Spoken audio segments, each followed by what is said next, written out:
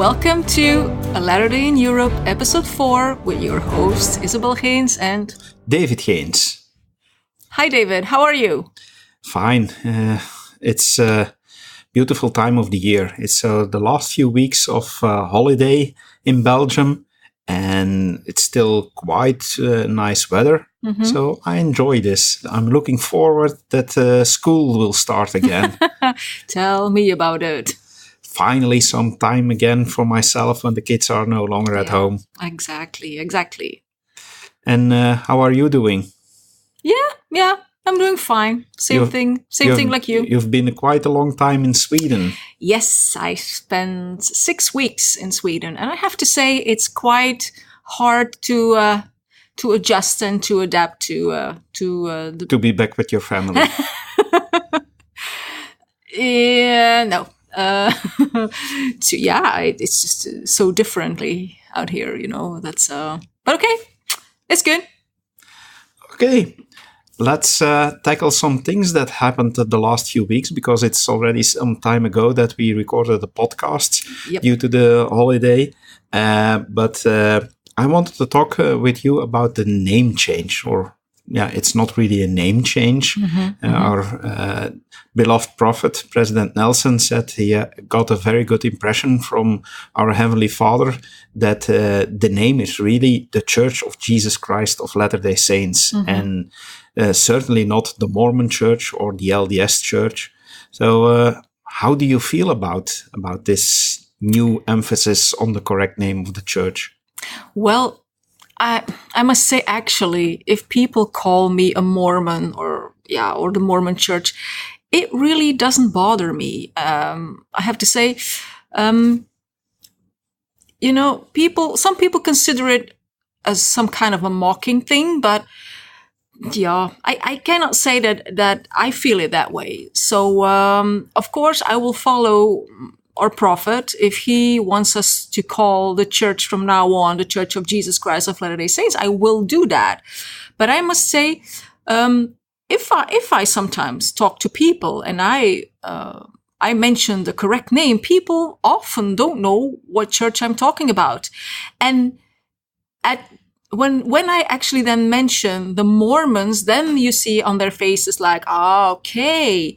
So sometimes I want to avoid using the word Mormon, but at the end, I have to mention it. Otherwise, people don't know where we're talking about. Yeah, I totally agree. And as far as it goes, I'm totally behind the idea of using the correct name of the church.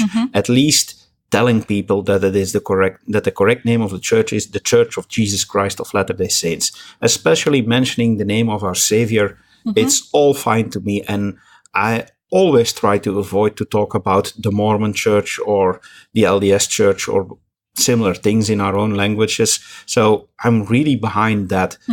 Where I have more of a problem, or where I see more difficulties, is with a thing like I'm a Mormon. Now we should say I'm a member of the Church of Jesus Christ of Latter-day Saints. And that's quite a mouthful. Like you said, it's not giving a good idea about who we're talking. A lot of people know us by our nickname. So, and especially I'm a specialist in online communication, online media. So I see things like, okay, how does Google work? People are searching for more information, will search, like things like, what do Mormons believe? Exactly. They will never type in, what do members of the Church of Jesus Christ of Latter-day Saints believe? That's right. So leaving that name behind is leaving the playfield to our opponents, I think. Like things like #Mormon, and I'm a Mormon campaign that we had. We finally claimed the name. And this is almost a revelation that our beloved prophet had, and we have to follow it. But really, I'm thinking, that's fine. But what's next? How are we going to solve this? No, I'm not a Mormon. I'm certainly not a Mormon. I'm a member of the GC church, or Exactly. I can also believe that there are a few practical problems from now on, and I already saw that in some websites, links and stuff, they already replaced the word Mormon by Latter-day Saints, and they ask to do that wherever you can. But I can definitely see that there are, that there are difficulties. Yeah, and especially once again, this is Latter-day in Europe. In Europe, we all know English. Some countries do use English as their main language, and those stupid Britons that are going to leave Europe. No, just joking. Our beloved neighbors from Britain, who are certainly leaving us, but all other nations are having their own language, and in English you can talk about Latter-day Saints, especially in America. I assume that everybody knows what you're talking about when you use the name Latter-day Saints. Or LDS. Maybe, like the prophet said, we are not going to talk about the LDS church and try to avoid LDS as an abbreviation. He said, as far as I can understand, that we still can use the term Latter-day Saints to address ourselves as members of the Church of Jesus Christ of Latter-day Saints. But in other languages, it's a mouthful and it has no meaning. For instance, if I take into account our own language, Dutch, and you have to translate Latter-day Saints, people think I will be a weirdo because saint, let me explain it. Here in Europe, we have almost a common Christian background. Half of Europe, the southern part at least, a lot of Roman Catholic background. Above a certain certain degree in the north, you have more Protestant Christian churches, but both of them have a different look at what a saint is. That's somebody who is holy and is in heaven. And if you then say, I'm a saint, then exactly. people will look at you, wow, you are big-headed, and you don't say that about yourself, that you are a saint. So there I think, okay, how will we solve that? And it's mind-blowing for me. Now you mention it, if I think in Belgium, if you talk about a saint, people will think about Sinterklaas or Santa Claus. And I don't think we can compare ourselves to that man. So, indeed, for the American people, I think it's easier than for us here in Europe to replace the name Mormon, for sure. So, but I think, as I said, we will follow the rules and what our beloved prophet wants from us, but it will ask some effort. Yeah, one of my callings is in public affairs, and I asked already public affairs department, do you have further guidelines? And at this moment they say no. It was also a surprise for us. We are not prepared for this, and I think it will take months and months before all clarifications will be out. Because it's not that simple. No. Take, for instance, the Twitter handle. We use, a lot of European countries use something like, translated in English, they use something like Mormon BE, Mormon underscore NL for the Netherlands and stuff like that. So, okay, that's fine. But now, even like our prophet said, okay, you can shorten the Church of Jesus Christ of Latter-day Saints. You can shorten to the Church of Jesus Christ. But a Twitter handle is maximum of 15 characters. So even that doesn't fit in those 15 characters. And if we have to use abbreviations of that, the GC Church, for instance, then nobody knows who we are. Yes. So I don't know. In public affairs, we are talking about, okay, let's try to find some suggestions that we can make to Salt Lake City. But I cannot find them, really. No. It's difficult. Do you have any ideas? I have no idea. And I was just thinking about all the different languages, as you said. So every different language will have another name then. And I think it will be quite confusing. Yeah. Yeah, and especially, I still have a bad feeling in leaving the name Mormon behind for what people are searching. I'm very much aware of how people search for information. For instance, I know from the missionaries that it often happens that they find somebody, they have a good talk with them, they give the first lesson, then the first discussion, and they make return appointment, and everything is okay, and then they try to acknowledge the return appointment, and suddenly, no, you're not welcome anymore, closed doors, phones aren't picked up anymore, and then they ask why. And I'm quite sure that often the reason is that those people come home, think, okay, I just talked to some Mormons, let's Google some things. And then, of course, they find a lot of bad information. It's still my personal opinion that that's another proof that we belong to the right church, because in my opinion, there is no other church that has so much anti-information about them as our church. Exactly. So for me, that's another proof that our opponents know that they have to attack us. And are we going to leave this playfield to our opponents? We were on the right track after the talk of Elder Bednar some years ago, flood the earth with good messages, with positive messages, where he asked us to go online and to put good information online.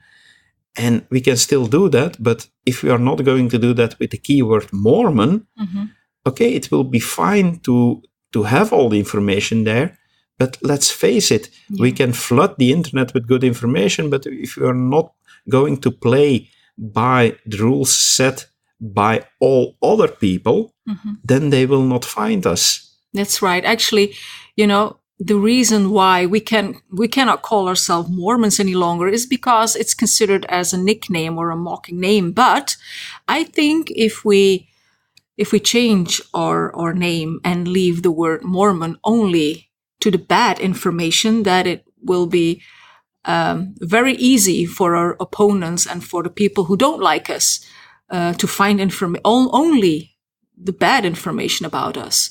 And that's what also concerns me, quite good, yeah. Yeah, and even if Mormon would still carry a negative weight, then I would say, okay, this is a good thing, but we dealt with that. We reclaimed that nickname and made it into something positive. I still remember the I'm a Mormon campaign. We were in London. We saw it. It was everywhere. We had the hundreds and thousands of videos of I'm a Mormon. We even have a great website, mormon.org. Yes. What will happen to all that? It's a lot of work that we will have to do. Yeah, I must say, it's been a while already, a long time, that the prophets ask to not use the word Mormon. I remember it since we became a member, I guess. But so this new revelation came actually quite as a surprise to me. But okay. I read somewhere somebody who said, okay, this is a sign that President Nelson is preparing us even more for the second coming of Christ. That it is more and more important to focus on the teachings of Christ. And he had a lot of arguments to say, okay, this is another proof that we are living in the latter days. Yeah, could be. And I think it's also just a new way of thinking. And it says the same thing as you, for example, find a new product. First people don't know it, and it's because it's unknown, it's not popular, and people don't want to buy it. But the more people get used to it, I think in a while, I'm not saying like weeks or months, but in a few years, I'm sure that people will get used to the new name. And so I think we just have to struggle through the first period. And but once we get used to it, that it will be fine. Yeah, but then public affairs will have to do a big job, but because then they'll have to follow the guidelines in that are the same for every organization that does a name change and redo branding. Yeah, you have a lot of work to do. You will have to do a long, intensive campaign to make sure that everybody makes a transition from the old name to the new name. Exactly. And another proof that our church was unprepared for this. This must have taken even our president and the Quorum of 12 Apostles by surprise, is that a few years ago, when the internet elders, as I call them, decided to create new domain name of at least top-level domain names, and a top-level domain name is the end part in an internet address, like a letter day .eu. So .eu is the top-level thing of the domain. And our church paid quite a lot of money for having two TLDs, .mormon and .lds. Oy. They never used it. I'm still wondering why they did it, because that would have been a great trick to make a difference between official communication websites and all other things that simulate to be official. So yeah, they even had .mormon. So at that moment, they were still thinking to use that as a brand name. And that's only a few years ago. So maybe they'll have to think about, how are we going to do this rebranding? And I'm hoping to have the guidelines quite soon, because it's hard to be in public affairs at this moment, thinking on, how are we going to communicate?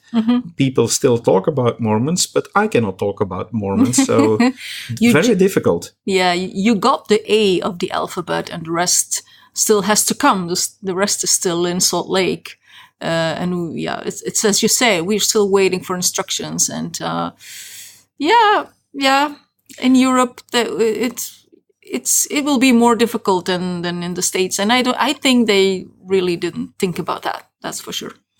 Let's see what happens. I have to accept this complete blindly on fate. For me, in my current calling, this is really hard to get, and I'm thinking, dear prophet, if you are listening to this podcast, maybe you do, maybe you don't, but please get back into the holy room in the temple and get more information.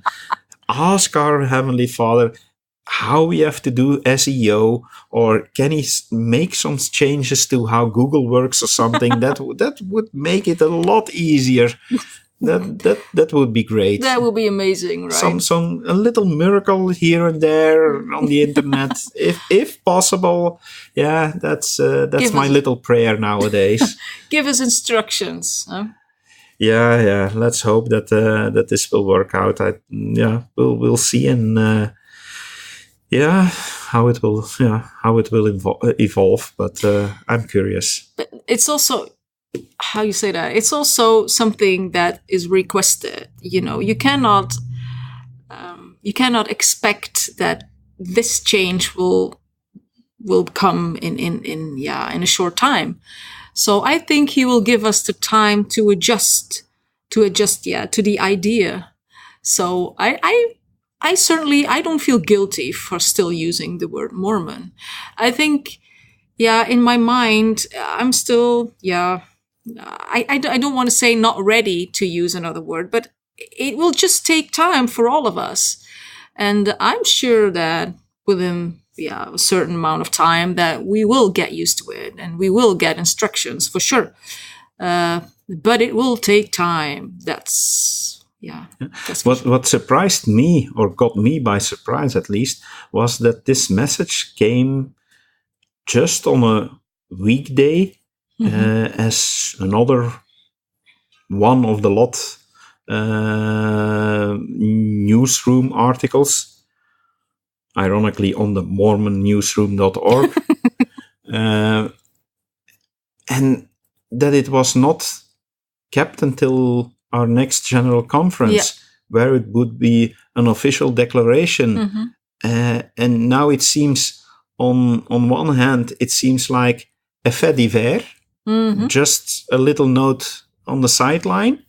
But then, on the other hand, President Nelson begins with, I had a strong impression from our Heavenly Father. This is as close as it can get to, I had a revelation. So that was a big surprise to me. So just, okay, we have to push this now. It has to go out today, and it's very important, versus why not discuss this or give this as a more complete package with all the details on general conference. But, it's general conference in a few weeks, and I'm sure they will talk about it. I'm sure. And maybe the new instructions will come then. Let's hope, because then it will be a lot easier to work on public affairs. And at least I'm glad that we named this podcast a Leather Day in Europe. And not we knew, didn't we? Yeah. Thank God. Can I ask you a question? Imagine that the prophet walks in here. What will you ask him? Or what will you say? What have you done to me? No. First of all, I would say hello. Yeah, that's always tough. And then I would be very, very afraid, thinking, what did I do? That a prophet is coming over here. And I think that will be all that will be flipping through my mind at that moment. But I was actually, I mean, considering this topic where we're talking about. I know that you mean that. Okay. Considering this topic, I would say, old friend, give me instructions. What's the name that I have to use? Please mention it in Dutch, in French, in German, in Italian, in whatever. Yeah, exactly. Not talking about the African countries. Yeah, my chi is quite rusty, but yeah. I know. Okay.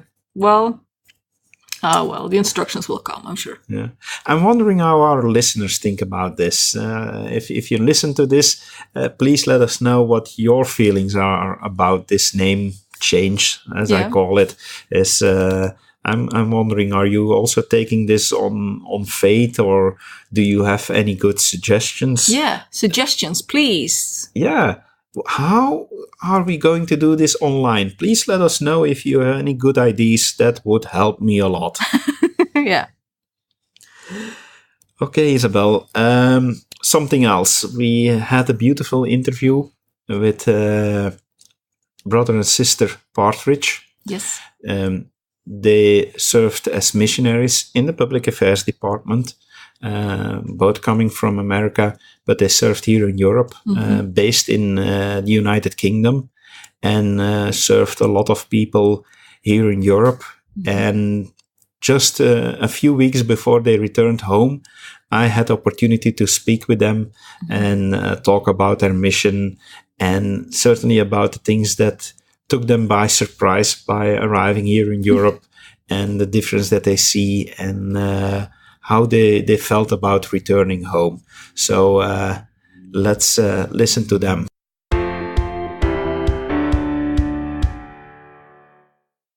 Today we have on our show Elder and Sister Partridge. They are currently serving a mission in public affairs in Europe. Well, actually, in a few weeks they will return home. And we thought it was a nice idea to have them as guests on our show to talk a little bit about missionary work as a couple, and also about especially their work in public affairs. So welcome, Elder and Sister Partridge. Thank you for joining us in our show. Thank you. Thank you for having us, David. Yeah, it's a real pleasure to join you today. Oh, thank you so much. Awesome. So, of course, we have met before. We've worked together, but the listeners of our show don't know you. So let's introduce you by tell you about your background. Tell us about who you are, where you come from, maybe about your family, your studies, and so on. So please, we want to know you. Okay, I'll start. I was raised in the Salt Lake area of Utah, in a great family, a very close family, and have wonderful memories of a wonderful childhood. Although my family was not very active in the church, our church membership does go back several generations to pioneer heritage. When I was 18 years old and graduating from what we call high school, I met a young returned missionary, and we fell in love and got married. We have 3 wonderful children who are all married now and on their own, and 12 grandchildren whom we love very much and live an active, full life when we're not serving a mission. And as Marie mentioned, I also grew up in the Salt Lake area in a family that was a part member family. My father was a totally inactive member of the church. My mother was a totally inactive Baptist. So we were basically raised in a non-religious home. However, I was very interested in my friends and associates' membership in the church and had a lot of conversations with them. And I finally decided to join the church myself late in my teenage years and proceeded to put in my request to serve a mission, and was called to serve in Japan in the Fukuoka mission. And then, as Marie mentioned, after I returned home from my mission, we got married, and she gave up her education possibilities to go to work so that she could support me while I went to school and studied computer science. Okay, so you are a convert, and you didn't convert because of your wife. You made that decision first, and then later on met her. Because I know some people that did have a conversion, but with the reason of being able to date a certain girl. But with you, it was different. Yep, it was different. I had already served a successful 2-year mission to Japan before my parents actually moved into the Bountiful, Utah area where Marie was raised. And so I met her shortly after I returned home from Japan. And my family, as I grew into my teenage years, became active again as well. And we were going to church and, headed on that path. And I knew that I wanted to marry a returned missionary. And that was what I was looking for, or knew that I would look for when I was ready. And I met him much before I thought I was ready to get married. But it happened, and we knew it was right. So we did get married, and I was quite young. And then in your marriage, do you notice any difference in the fact that one of you was born and raised in the church, and you, Elder Partridge, you weren't? So it gives that different insights in certain aspects of your faith? I think if you were to ask me, I would tell you that Marie has much stronger faith than I have. I think she always had what we would call a testimony. She was always a faithful and devoted young lady, even before we met. I was kind of the opposite, David. When I was young, I was very anti-religious, and I was very much into the philosophies and knowledge of man. And as a result, when I joined the church, I think I really focused a lot on the knowledge aspect.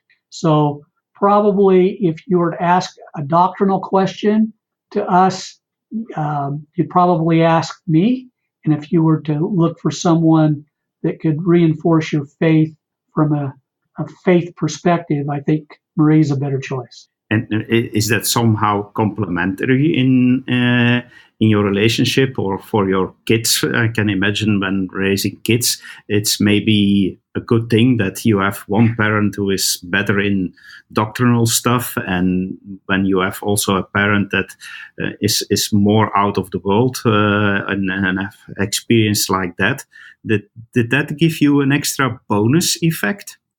Well, I've never really thought about it like that, David, but I think you're right. I think that we complement each other on those kinds of things, and I think our children benefited from that. They always knew that our home was going to be a religious, Christ-centered home. We focused on the gospel of Jesus Christ, and we had open door policies to asking questions, and certain questions they would ask their dad, specifically scriptures, doctrine, and mom would be able to jump in when we talked about more of the feelings and the faith. So I think you're absolutely right. I think our backgrounds ended up coming together and complementing each other quite well to raise a family. You know, there's that old saying that opposites attract, and in many, many ways, I don't think you'll find anybody that's more opposite than Marie and myself are. We look at everything in life almost opposite, and I do think that is a very complementary way to work a relationship, work a marriage. That is indeed something that has proven a lot of times that is really a good thing to make a marriage work. Either you have to be quite similar or either you have to be very complementary, and then opposites can work, of course. So I'm curious, and maybe you tell me that's none of your business, but how did you meet? Oh, how did we meet? Well, as I was graduating from high school, Ron was returning home from his mission. While he was on his mission, his parents moved into the ward that I was living in.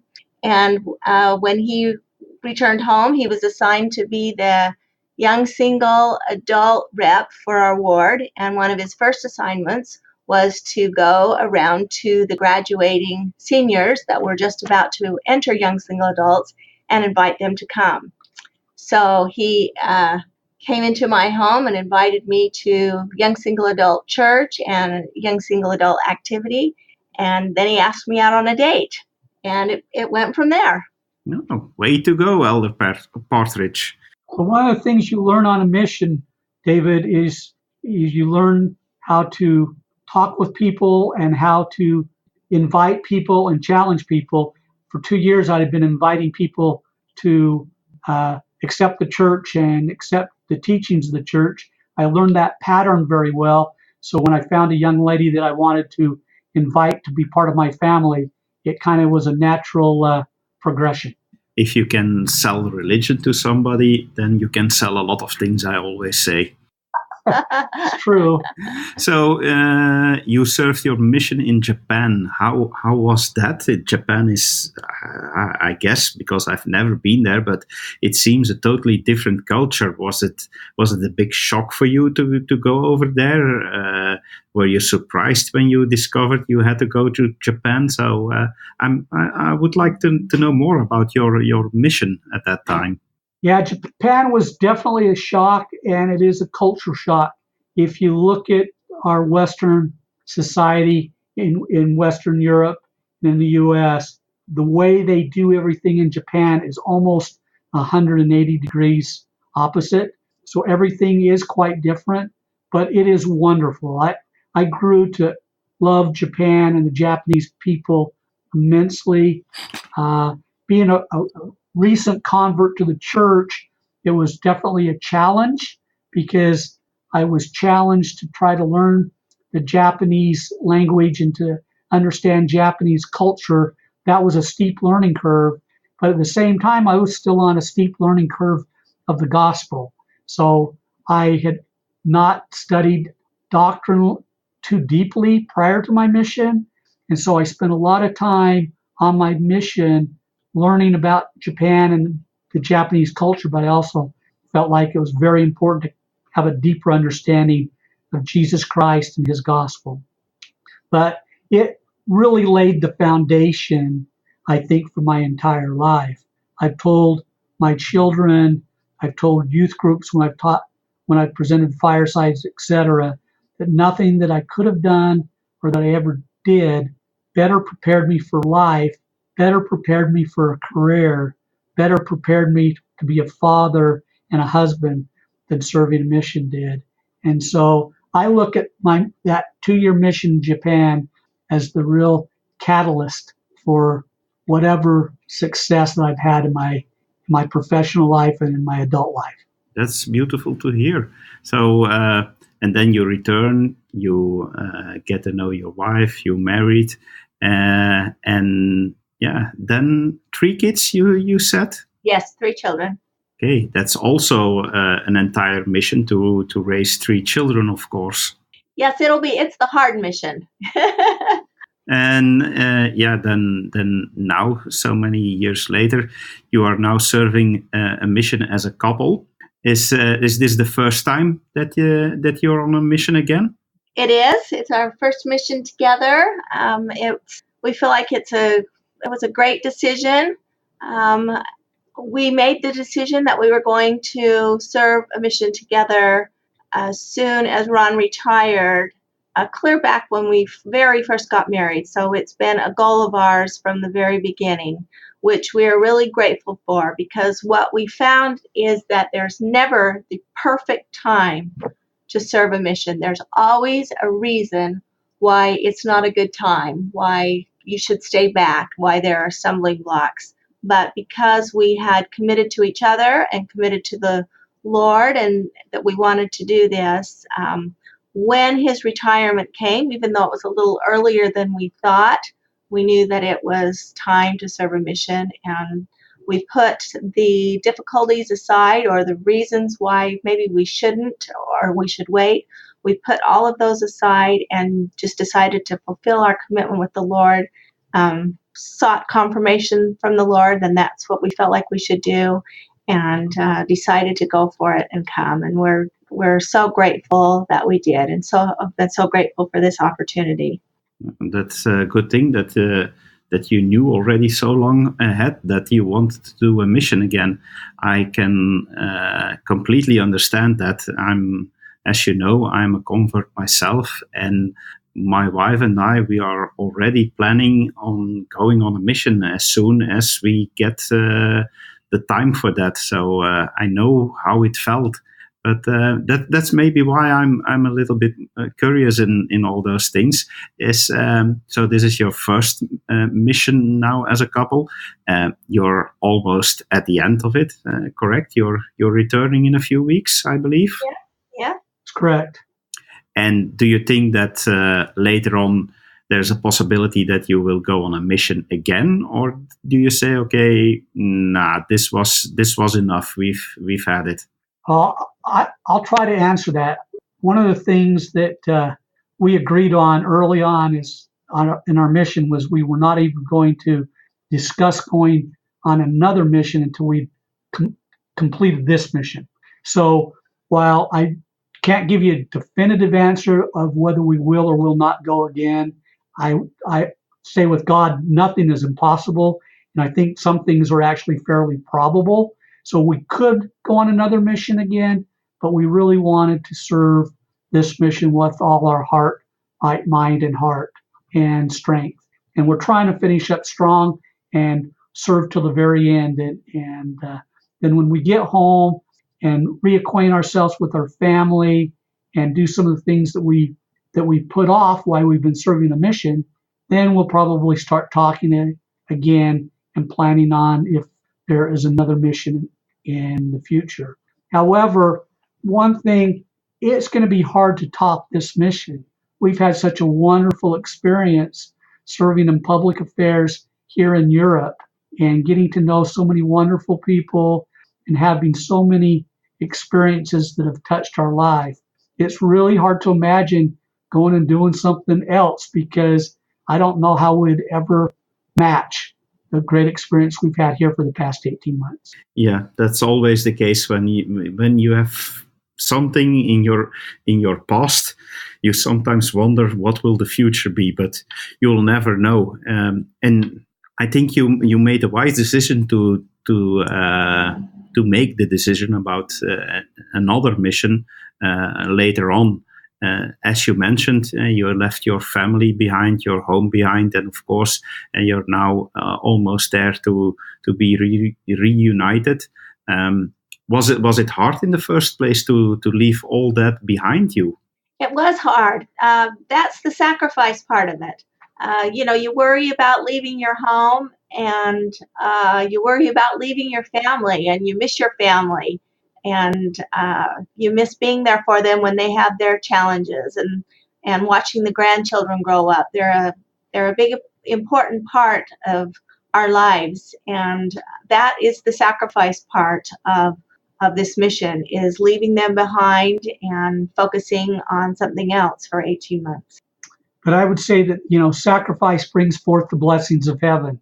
And we've definitely seen our Father in heaven's hand in the lives of not only the people that we've been serving with here in Europe, but in the lives of our family and loved ones at home. And so we really feel blessed to make that sacrifice. Our children have done just fine without us. They really have.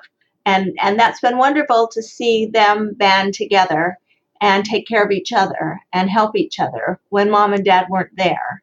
And they've been so supportive of us being gone. I know when we first told them that we had decided to go on a mission, and we kind of waited for their reaction, our son said, "I've known my whole life that my mom and dad were going to serve a mission, and this is great." And they have been just absolutely wonderful. Now, if we went home and turned around and put our papers in for another mission in 3 months, like a lot of couples do, they might be a little resentful. They would be supportive, but I think they want some time with them as well, and we do as well. So we're looking forward to it. Yeah, it would be strange somehow if you would come home and they would say, "Oh, you're home again. And so when are you leaving now for your next mission?" Yeah, that probably wouldn't feel very good. But, it's nice to know they're supportive too. It would be really hard to be here if they weren't supportive, and they are, and we're so grateful for that. Yeah, that's true. And like you said, and I've never thought about that, but somehow it's already a blessing for them to manage without you. It's something new to them, but it will give them also new experiences that they can use. So you see, serving, it brings blessings in several ways, I think. They've not only survived on their own, but they've done a wonderful job of supporting us and helping us. So there's still things that need to be taken care of back with our home and with our finances and other areas that makes it rather difficult to do remotely here in Europe. And our kids have just picked up and taken care of every one of them. So we really have not had to worry about it. That's nice that you can rely on your kids for all that. So then 18 months ago, or almost 18 months ago, you came to Europe. And was that a culture shock for you? Did you have any problems adjusting? And then I don't mean driving on the wrong side of the road, but in general. Actually, you're right, David. The driving on the wrong side of the road was probably one of the biggest adjustments. But other than that, we've had, a few minor things. We live here in the UK during the mission, and you think the UK and the USA are very similar. We both speak English. We quickly learned we don't necessarily speak the same English, and there are little differences, but we've learned to love all the little differences, and I don't really think we had any significant negative culture shock. It's been just a pleasure to visit various countries. We've had the opportunity to visit 9 different countries in Europe during our mission on assignment, and we have cherished each visit to every country. And gain something from each country and learn something from the people in each country. It's been a real blessing. Did you feel that each country had its own culture? Many times, yes. Yeah, even as you know, the UK is made up of multiple countries itself, and in the US, we did not understand that from driving from England into Scotland or into Wales, there'd be a difference, but there was.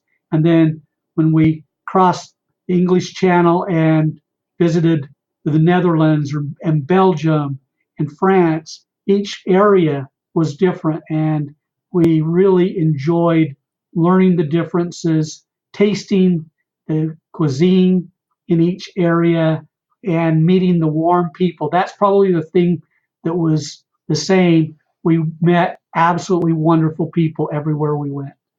And it's so much fun because in most of those countries we've attended church. And of course, our assignment there is to be with church members.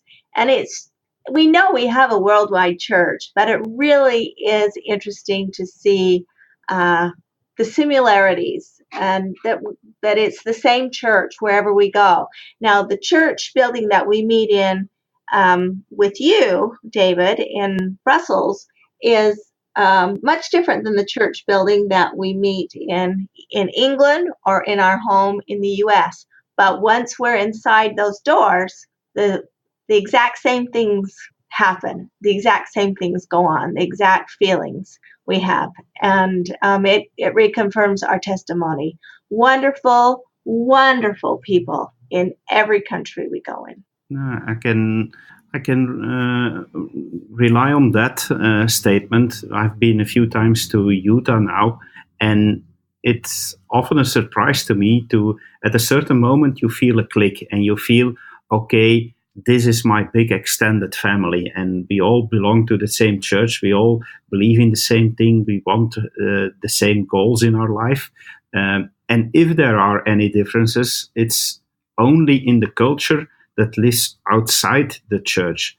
And with that, I mean, I feel that Mormons in Utah have somehow a different way at looking things, especially because they are living with so many close together than more over here in Europe. But it's always, even with that in mind, it's a surprise to see, okay, we are all the same and we belong together. I always love that. Exactly.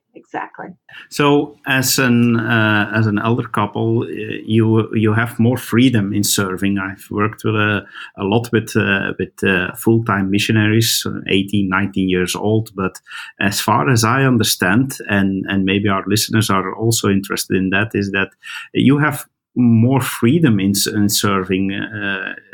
How does that work? For instance, you have more possibilities to contact your family and so on. So what's the big difference in that aspect? Yes, thank you. The young missionaries, are on a very strict schedule and have a lot of strict rules to live by, which I think is absolutely wonderful. And that provides the foundation for their learning and learning to do the right thing and building their testimony. Hopefully, by the time the senior couples go out, we have that firm testimony in our hearts and are doing the right things. And so we're not under the guidance of a mission president quite as like the little one, the younger ones are. We do have our freedom. We do our job. And sometimes our job is 9 to 5, and sometimes it's 12 hours a day. But when we are finished with our work for the day, then our time is our own, and we can serve in the wards that we live in and help and support. We can listen to music, turn on the television, have a date night, go see something at the cinema or at the theater.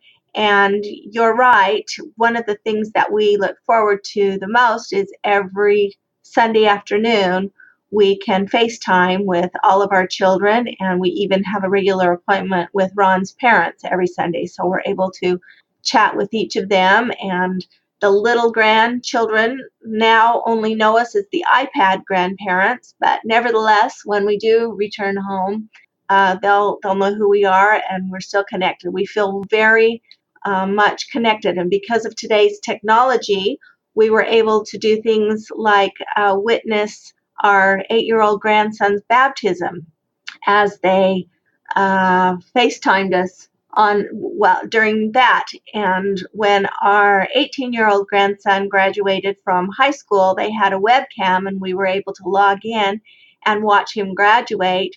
And when we saw him, send him a little text of congratulations, and he answered us right back. So he knew we were watching him, and that has helped us so much to stay connected, even though in those circumstances we had to stay up and do it in the middle of the night, our time, because of the time difference. It was well worth it, and we thought it was fabulous. We've had several experiences like that we've been able to stay connected, and then again every Sunday, we haven't missed very many Sundays talking to each one of them. It's been really great. We've been able to share with them part of our mission, and they are sharing with us what's going on in their lives. So we feel really blessed to do that. So you're now serving in public affairs. And I never thought that something like public affairs would be available to do a mission. So can you tell us, please, a little bit more about this kind of mission and the work that you do? Yeah, public affairs is a little bit of a unique mission. In fact, there's only, I think, 15 couples or maybe 30 couples in the entire world that are focused in on public affairs. So it is a little bit of a unique mission. As you know, David, public affairs main focus is to help the church build strategic relationships with people, their opinion leaders, to help build the reputation of the church. So we look at public affairs as going in and making sure that we have a good relationship with people. And we don't really proselyte like the young missionaries do. Our job is just to build friendships and relationships, not to find converts. And so when we were looking at deciding on serving a mission, we went out into the church has a webpage, and you can go out and look for the various missionary opportunities for seniors from around the world. And we found public affairs listed. We read what the description was, and being opposites like we talked about, Marie's certainly got some strengths that I do not have. Hopefully I have a few that maybe she doesn't have. We read the list of requirements. Between the two of us, we actually felt like we covered most of the requirements. And so we submitted our request and was interviewed and was selected that public affairs would be a good mission. However, when we met with our ecclesiastical leaders, our bishop and stake president, one of the questions they said was, while we're recommending you for a public affairs mission, will you serve no matter where or what kind of mission you're called to? And we were ready to do that. We said we'd be happy to serve wherever, but we really would prefer a public affairs mission. And that's exactly what we were called to do. So public affairs is a fun one. It's different than even a lot of senior missionaries in that we are actually called to cover the Europe area and not just a particular mission. And our direct responsibility was to be assigned to the office here in the UK with responsibility over all the UK, Ireland, Belgium, France, and Norway. And did I mention the Netherlands? I think I did. Anyway, so we have a few countries particularly that we're focused on, and that does give us a lot more freedom, like your previous question, because we have the responsibility of traveling around quite a bit. Sounds nice. And what was it then exactly that made you, okay, public affairs, I see it here in the list, okay, let's do that? Why do you think that, or thought at least at that moment, that it was such a mission for you? Well, some of the things that they said that we would be doing would be organizing events. And I have a background of organizing events. When my children were older, I involved myself with the local children's hospital in fundraising and helped to organize large events there. And felt like that's something I could do. I also did a lot of work there with the media, which we do here. Ron has done many, many, many presentations in his work career, and you do a lot of presentations in public affairs and teach people how to speak to the media and such. So all of the, plus we have office skills, both of us. Ron is a computer guy. He has office skills and computer skills. I do as well, which is needed. And it's been amazing how our different skill sets have complemented each other. There hasn't been an assignment that has been given to us that we both look at each other and say, oh dear, how are we going to do this one? Something either falls into what he's done in the past or what I have done in the past that we can say, okay, let's go about it this way. And one of us will naturally take the lead on it. And it's worked out just wonderfully. I think it was a good choice for us to at least try, although we were very interested in some of the other missions as well and would have been happy to do that if that's what we had been needed for. And yeah, now almost coming to an end. You're almost returning home. Some people say I don't want to talk until the day is there that I get onto the plane. But I'll try to ask: are you at this time, only a few weeks left? Are you excited, or rather looking back that it all went by so quickly? Yeah, I think we're excited to go back and see our family and loved ones. That's something that's definitely something to be excited for.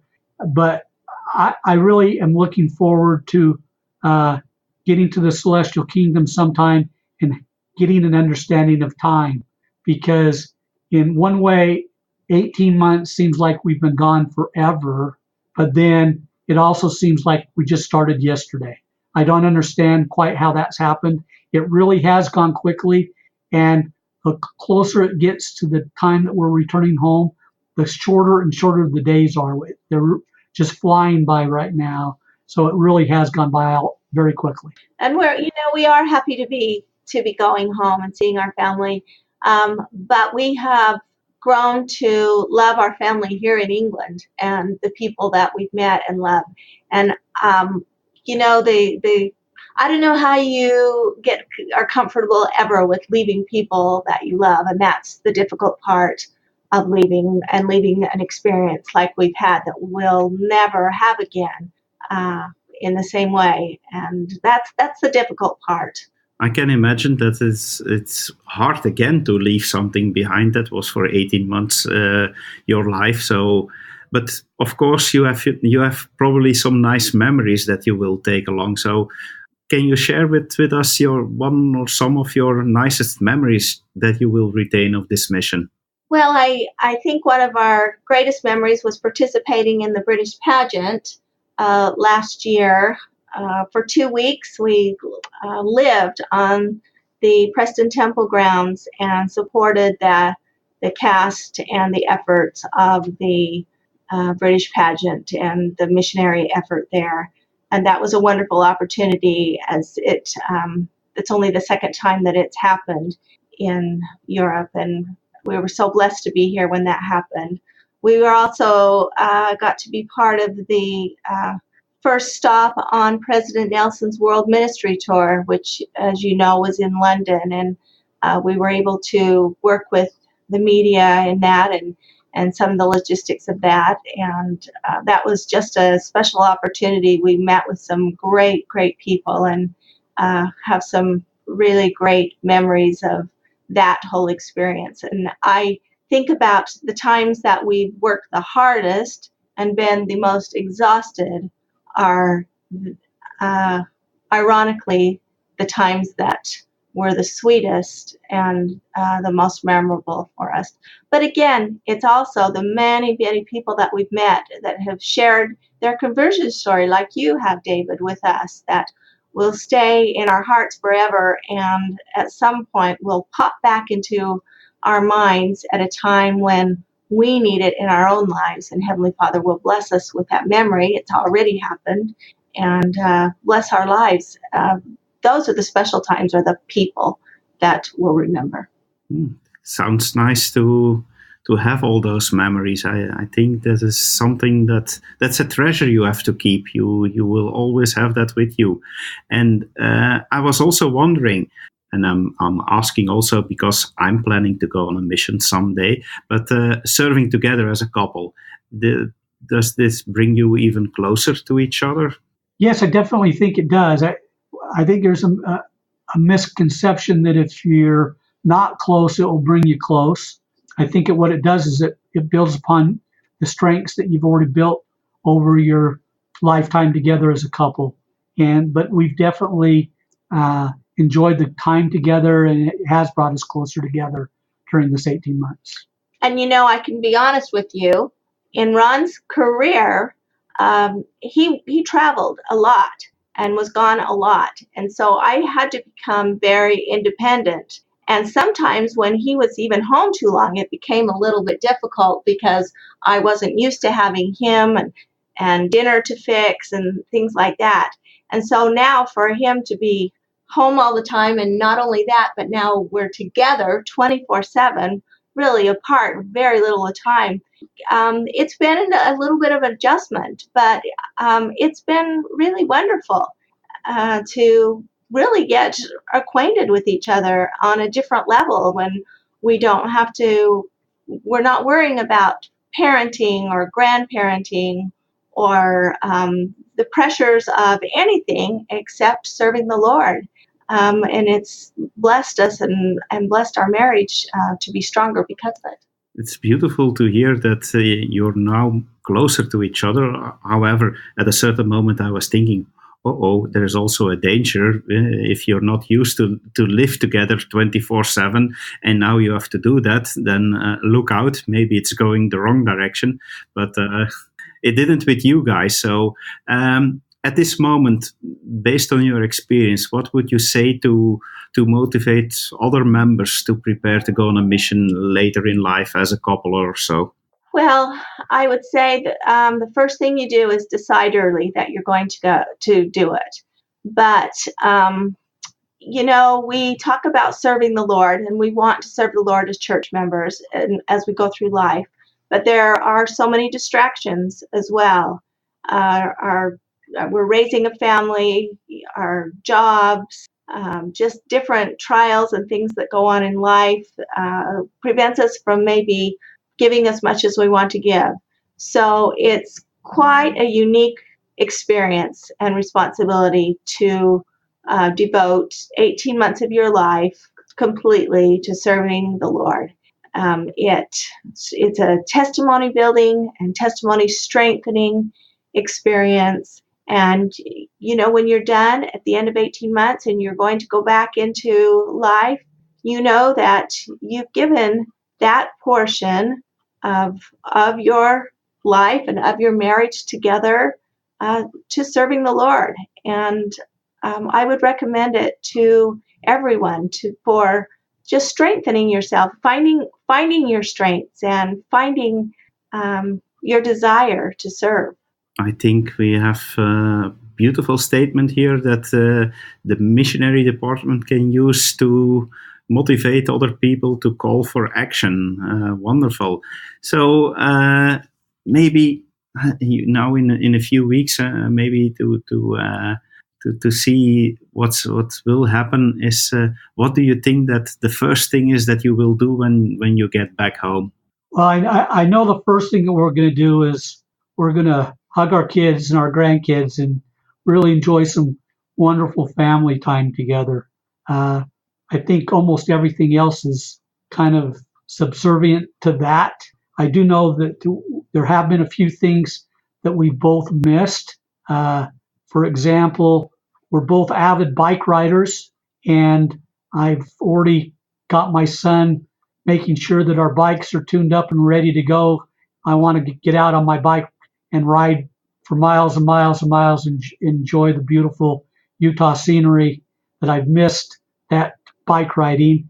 And I know that Sister Partridge, Marie, she's a social butterfly. And I know she's missed going out to lunch with a lot of her friends and people that she's grown to love and she's missed while she's been gone.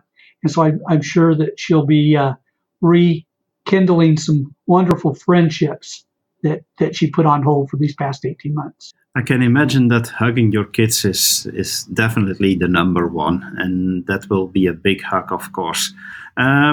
One final question, a question that I ask to almost every guest in our show, especially when they are originally from outside Europe, is how do you look at Mormonism in Europe? Do you think, we talked already a little bit about this, but do you think that not Mormonism itself, but the people, the members of our church, and especially their culture and how they live their faith, do you see any differences between Europe and America, and then especially Salt Lake area where you live?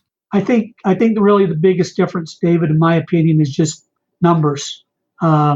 Here, as we've traveled around Europe, we've met some of the most wonderful people, as we've expressed already.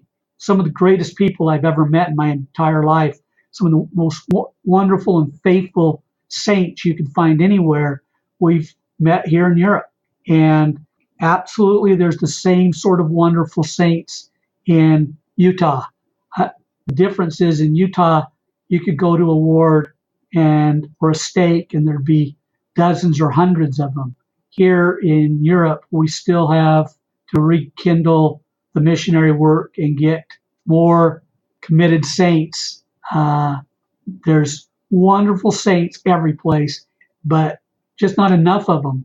And so we've seen situations where people that are just as dedicated as you could possibly be are overworked because there's not enough other saints to help them.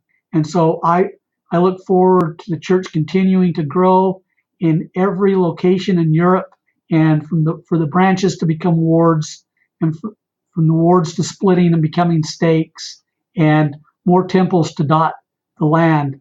But it is, you can see the changes that's happened just in the past few decades because of new temples. New temple in a second temple in England, in Preston, a few decades ago, and then obviously the one there in The Hague, and now a new temple in Paris. And next year there will be 2 new temples in Europe and 1 rededicated in Europe. And as the Lord continues to roll out temples throughout the area, and members go into the temple and make covenants and keep covenants, then the numbers will continue to grow. And I think the saints in Europe will be just like the saints in Utah. It's a nice vision to look forward to. So, Sister and Elder Partridge, thank you so much for being a guest in our show, A Latter Day in Europe. It was wonderful to hear your testimony, to hear more about serving a mission. Thank you so much. We love you. We are friends for the rest of our life. I know that for certainly that you gained a place in our hearts. And I really want to thank you for taking out some time to be guest on our show. Thank you, David. We love you and your family. Thank you, and bye-bye.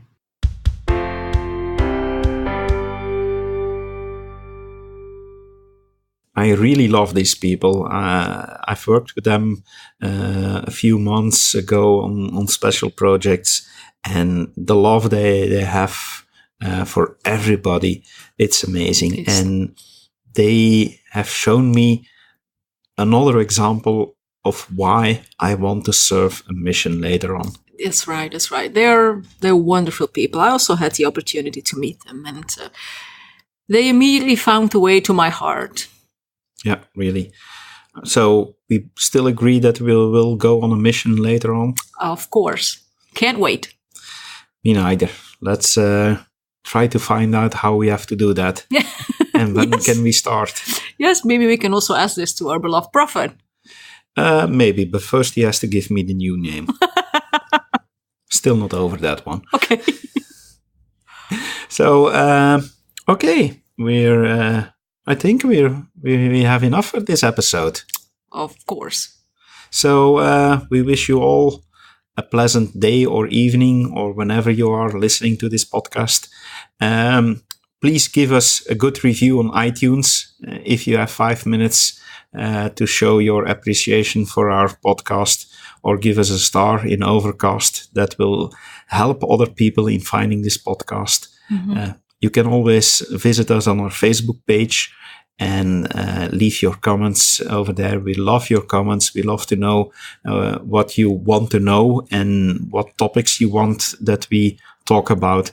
So please go over there on our Facebook page and leave some comments over there. Yes. And we'll say until next time. Until next time. Bye.